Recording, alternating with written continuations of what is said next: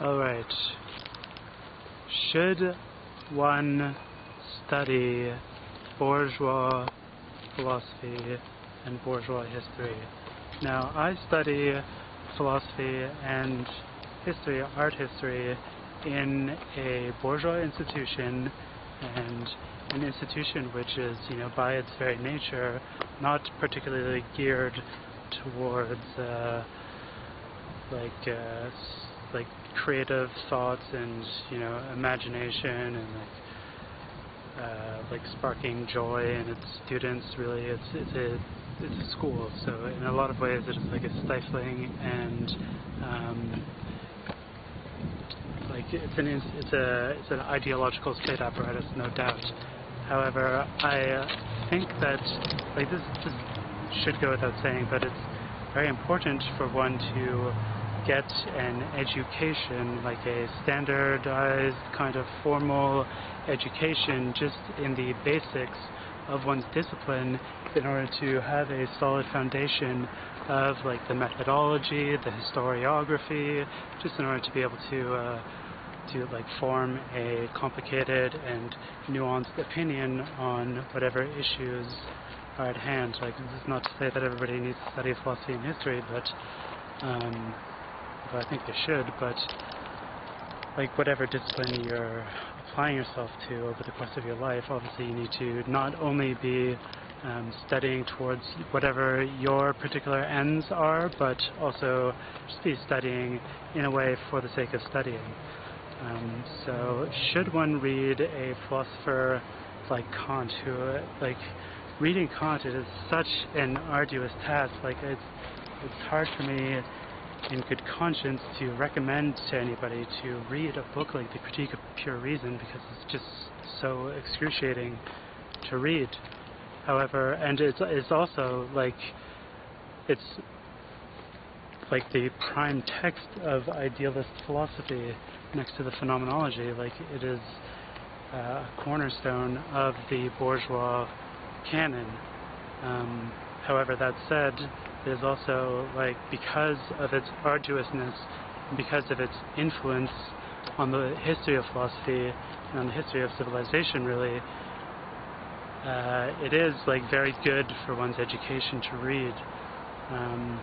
The same thing goes for somebody like Deleuze, who's an extremely popular philosopher. People love to talk about Deleuze, and in a way he is,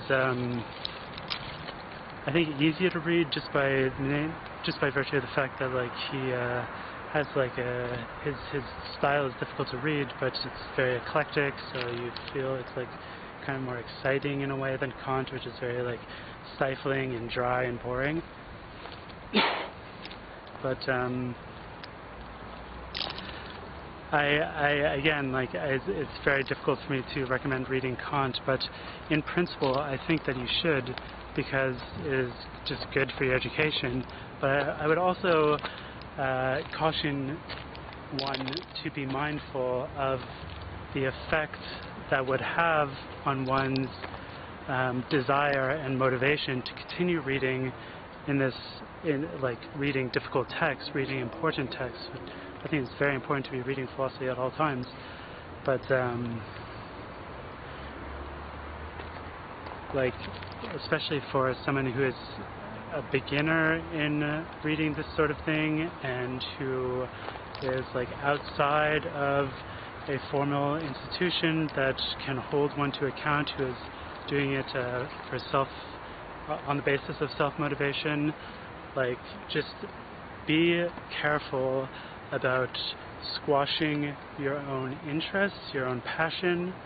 You should read following your passion, and you should also understand that reading these bourgeois philosophers, reading that canon, German idealism and empiricism, rationalism, etc., that should fit into a separate activity, which should be the activity of reading communist philosophy. If you're not a communist, then, you should be, but like you probably already have some beliefs about the world. You probably already have some like idea of how the world works, some like kind of guiding principles, and you should be reading to like your principal motive, what is going to keep you motivated over the course of your life is reading towards that end, towards the end that you personally feel connected to, and reading strictly for the purpose of, you know, getting like a better grasp on the history of philosophy and like better vocabulary, etc. That needs to be like secondary, and it's instrumental. Yeah.